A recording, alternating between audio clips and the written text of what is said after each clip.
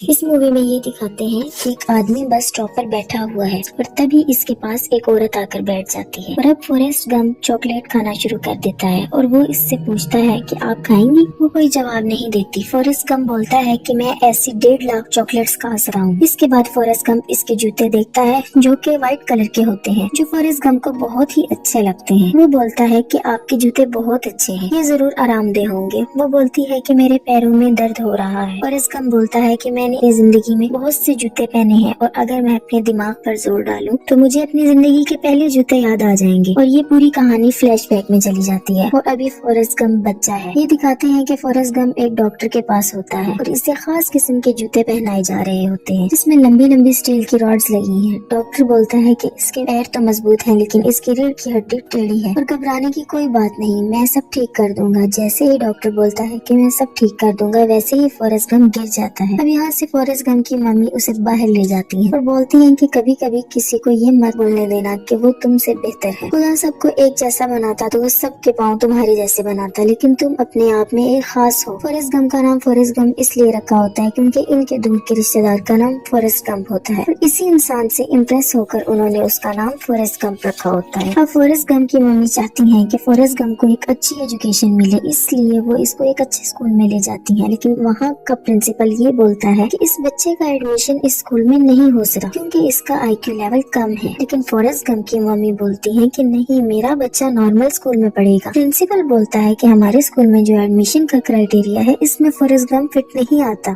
आप इसे किसी स्पेशल स्कूल में पढ़ाइए जहाँ फॉरेस्ट गंप जैसे बच्चे पढ़ते हो। लेकिन बाद में फॉरेस्ट गंप की मम्मी प्रिंसिपल को मना ही लेती है। अब फॉरेस्ट गंप का एडमिशन एक अच्छे स्कूल में हो गया है और जब वो पहले दिन बस में जाता है तो इसे अपने साथ कोई भी नहीं बिठाता। तभी वहाँ पर एक छोटी सी बच्ची होती है। वो बोलती है कि तुम यहाँ पर बैठना चाहोगी और वो फॉरेस्ट गंप को अपने पास बिठा लेती है। इस बच्ची का नाम जेनी होता है और फॉरेस्ट गंप और जेनी अच्छे दोस्त बन जाते हैं। फॉरेस्ट गंप के घर में सिर्फ इसकी मम्मी और फॉरेस्ट गंप रहते हैं क्योंकि इसके वालिद नहीं है और इसकी मम्मी इनकम के लिए लोगों को अपने घर एज ए गेस्ट रखती है और इसीलिए इनके घर में लोग आते जाते रहते हैं। एक दिन इनके घर में एक सिंगर आता है और जब वो गिटार बजा रहा होता है तो फॉरेस्ट गंप इस पे अजीब सा डांस कर रहा होता है और इसकी चाल भी बहुत अजीब होती है। कुछ दिनों बाद जब वो मार्केट से जा रहे होते हैं, फॉरेस्ट गंप और इसकी मम्मी टीवी पे देखती हैं कि वही सिंगर जो इनके घर में एज ए गेस्ट आया था, वही वाले स्टेप्स जो फॉरेस्ट गंप ने इसे करके दिखाए थे, वो अपने गानों में वही स्टेप्स परफॉर्म कर रहा होता है और लोग उसे बहुत पसंद कर रहे होते हैं, बहुत खुश हो रहे होते हैं। और फॉरेस्ट गंप जो इस औरत को अपनी कहानी सुना रहा है वो बोलता है फिर उसे हार्ट अटैक आ गया, लगता है किंग बनना बहुत मुश्किल है, इसलिए शायद उसे हार्ट अटैक आ गया। इसके बाद ये दिखाते हैं कि अब जेनी और फॉरेस्ट गंप बहुत अच्छे दोस्त हैं। वो साथ घूमते हैं, बैठते हैं, खेलते हैं और हमेशा एक दूसरे के साथ रहते हैं। अब एक दिन जेनी और फॉरेस्ट गंप जा रहे होते हैं, तभी पीछे से 3 बच्चे आते हैं और वो पत्थर फॉरेस्ट गंप के सर पे मारते हैं। जब फॉरेस्ट गंप पीछे मुड़कर देखता है तो पत्थर इसके सर पर लगता है और वो गिर जाता है।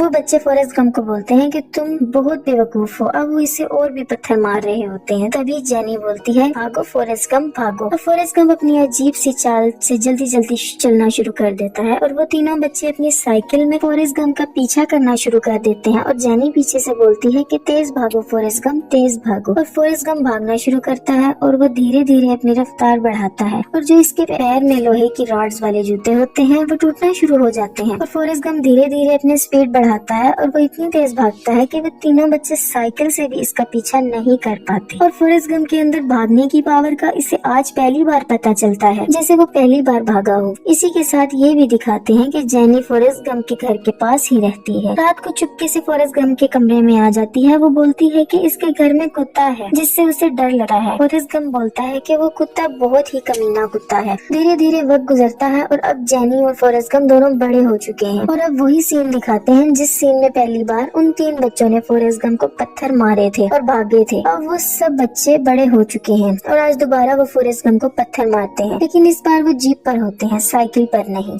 और जेनी बोलती है फॉरेस्ट गंप भागो फॉरेस्ट गंप भागो। और फॉरेस्ट गंप भागते भागते एक ग्राउंड में चला जाता है जहाँ पर फुटबॉल का मैच हो रहा होता है। एक खिलाड़ी गोल करने के लिए बॉल लेकर भाग रहा होता है और तभी फॉरेस्ट गंप इतनी तेज भागता है कि इसको भी पीछे छोड़ देता है और भागते भागते वहाँ से निकल जाता है। और वहाँ पर जो टीचर होते हैं, कोचेस होते हैं, वो देखते हैं ये कौन है। तभी एक टीचर बोलता है कि इसका नाम फॉरेस्ट गंप है और ये एक लोकल इडियट है और इसकी रनिंग देखकर, उसकी स्पीड देखकर वो इसे इस टीम में शामिल कर लेते हैं और इसी की वजह से फॉरेस्ट गंप अब कॉलेज में भी चला जाता है और जब वो कॉलेज के मैचेस होते हैं तो फॉरेस्ट गंप को इसी गेम का कोई रूल नहीं पता होता। बस इतना पता होता है कि बॉल लेकर भागना है। जब भी उसके हाथ में कोई बॉल देता है वो भागना शुरू कर देता है और वो तब तक नहीं रुकता जब तक कोई उसे पकड़ ना ले। लेकिन वो बहुत तेज होता है, उसी की वजह से ये मैच जीत रहे होते हैं। धीरे धीरे फॉरेस्ट गंप बहुत फेमस हो जाता है और उसे ऑल अमेरिकन टीम में भी एडमिशन मिल जाता है और 5 साल तक फॉरेस्ट गंप फुटबॉल खेलता रहता है और 5 साल तक फुटबॉल खेलने के बाद उसे कॉलेज की डिग्री मिल जाती है। वो कहता है कि मैंने फुटबॉल खेला था और इसके बदले मुझे डिग्री मिल गई। जिस दिन फॉरेस्ट गंप के कॉलेज में सबको डिग्री मिल रही थी और उसी दिन इनके कॉलेज में एक आर्मी ऑफिसर आता है और वो फॉरेस्ट गंप को बोलता है कि क्या तुमने अपने कैरियर के बारे में कुछ सोचा। फॉरेस्ट गंप आर्मी में भर्ती हो जाता है और उसे लेने के लिए एक बस आती है जिसमें बहुत सारे आर्मी ऑफिसर्स बैठे होते हैं और ये सब ट्रेनिंग के लिए जा रहे होते हैं। फॉरेस्ट गंप बस में चढ़ता है और ड्राइवर को बोलता है कि मैं फॉरेस्ट गंप हूँ। वो बोलता है कि किसी को कोई फर्क नहीं पड़ता कि तुम कौन हो, गंदी नाली के कीड़े, जाकर पीछे बैठ जाओ। और वो पीछे जाता है लेकिन उसे कोई भी अपने साथ बिठाना नहीं चाहता। आपको याद होगा कि बचपन में जब पहली बार वो अपने स्कूल जा रहा था तब भी किसी ने उसे अपने साथ नहीं बिठाया था और सिर्फ जेनी ने उसे अपने साथ बिठाया था। एक लड़का जो बहुत ही अजीब सा होता है, बहुत मोटा सा होता है, जिसके होंठ बहुत बड़े बड़े होते हैं, वो बोलता है कि तुम यहाँ पर बैठ सकते हो और फॉरेस्ट गंप वहाँ पर बैठ जाता है। वो बोलता है कि मेरा नाम है बेंजामिन बुफेट ब्लू, लेकिन प्यार से लोग मुझे बब्बा बुलाते हैं। फॉरेस्ट बोलता है कि मेरा नाम फॉरेस्ट गंप है और लोग मुझे फॉरेस्ट गंप भी बुलाते हैं। बब्बा बोलता है कि मैं तो झींगों का काम करना चाहता था लेकिन मैं आर्मी में भर्ती हो गया। वो बताता है कि मेरी माँ झींगे पकाती है। दरअसल बब्बा हमेशा झींगों की बातें किया करता था, मानो झींगा उसकी जिंदगी की सबसे अहम चीज हो। फॉरेस्ट गंप बोलता है कि वो लोग मुझे वियतनाम भेज रहे हैं। तो जेनी वापस इसके पास आती है और कहती है कि मुझसे वादा करो कि जब भी तुम्हें ऐसा लगेगा कि खतरा है तो तुम वहाँ से भागोगे, तुम हीरो बनने की कोशिश नहीं करोगे। वो बोलता है कि ठीक है, मैं ऐसा ही करूँगा और मैं तुम्हें एक रोज एक लेटर लिखूंगा। और जेनी वहाँ से चली जाती है और अब फॉरेस्ट गंप और बब्बा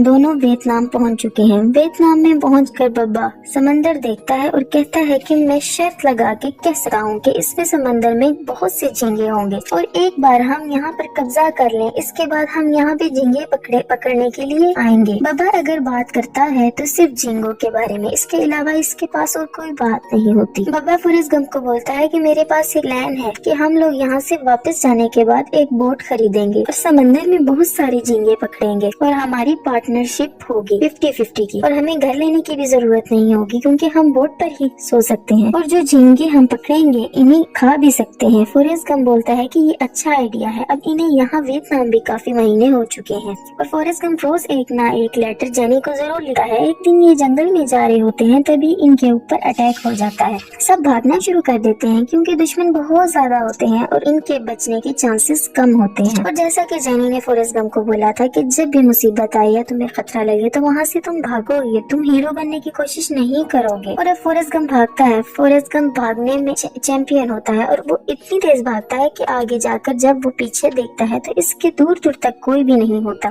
तभी इसे बब्बा का ध्यान आता है और वो भागता हुआ बब्बा को वापस लेने जाता है लेकिन उसे बब्बा नहीं मिलता बल्कि इन्हीं के साथ का एक दूसरा फौजी मिलता है जो जख्मी होता है और वो इसे उठाकर नदी के किनारे रख देता है। इसके बाद वो दोबारा बब्बा को ढूंढने के लिए जाता है लेकिन वहाँ उसे बब्बा नहीं मिलता। एक और फौजी मिलता है, वो भी जख्मी होता है और वो इसको भी उठाकर नदी के किनारे ले जाता है। इसके बाद वो कई चक्कर लगाता है और सारे फौजियों को बचाकर वहाँ पे ले आता है। अब उसे बब्बा को ढूंढना है। जब वो वहाँ पर पहुँचता है तो देखता है कि वहाँ पे जो इनका ऑफिसर होता है जिसका नाम लेफ्टिनेंट डैन होता है वो जख्मी होता है। वो वहाँ से वापस नहीं जाना चाहता, वो दुश्मन का सामना करना चाहता है लेकिन फॉरेस्ट गंप इसे जबरदस्ती कंधे पे उठा के नदी के किनारे छोड़ देता है। लेकिन फॉरेस्ट गंप ने अभी तक हार नहीं मानी। वो बब्बा को लेने के लिए जा रहा होता है तभी लेफ्टिनेंट डैन बोलता है कि वहाँ पर बम गिराने वाले हैं, तुम वहाँ पर मत जाओ। लेकिन फिर भी फॉरेस्ट गंप वहाँ पे जाता है और इसे बब्बा मिल जाता है। बब्बा को गोली लगी होती है, वो बब्बा को वापस लाता है लेकिन बब्बा बच नहीं पाता और बब्बा मर जाता है। इसी पूरे सफर में एक गोली फॉरेस्ट गंप को भी लगी होती है और वो गोली इसके हिप पर लगी होती है। और इसके बाद ये दिखाते हैं कि जितने भी आर्मी ऑफिसर थे सब हॉस्पिटल में हैं और सब जख्मी हैं लेकिन फॉरेस्ट गंप वहाँ पे बहुत एंजॉय कर रहा होता है। इसी पीछे का आर्मी ऑफिसर आता है। वो बोलता है कि तुम्हें मेडल ऑफ ऑनर दिया जाता है क्योंकि तुमने बहुत सारे लोगों की जान बचाई थी। अब ये मेडल इसे प्रेसिडेंट से मिलना है कर पाए। तभी वहाँ दूर से जेनी आती है और बोलती है फॉरेस्ट। जेनी को देखकर बहुत खुश होता है। वो स्टेज से कूद कर सीधा जेनी के पास जाता है और इसे गले लगा लेता है। इसके बाद वो देर तक वॉक करते हैं और जेनी उसे अपनी पूरी जर्नी के बारे में बताती है कि उसने क्या क्या किया। वहीं फॉरेस्ट गंप भी इसे वियतनाम के बारे में सब कुछ बताता है और फॉरेस्ट गंप को मेडल ऑफ ऑनर मिला होता है। वो इसे जेनी को दे देता है। वो बोलता है कि मैंने सिर्फ वही किया जो तुमने कहा। इसके बाद जेनी फॉरेस्ट गंप को अपने कुछ दोस्तों से मिलवाती है और इन्हीं दोस्तों में इसका एक खास दोस्त और फॉरेस्ट गंप से गले मिलती है और इस आदमी के साथ चली जाती है और एक बार फिर से फॉरेस्ट गंप से जेनी दूर हो गई।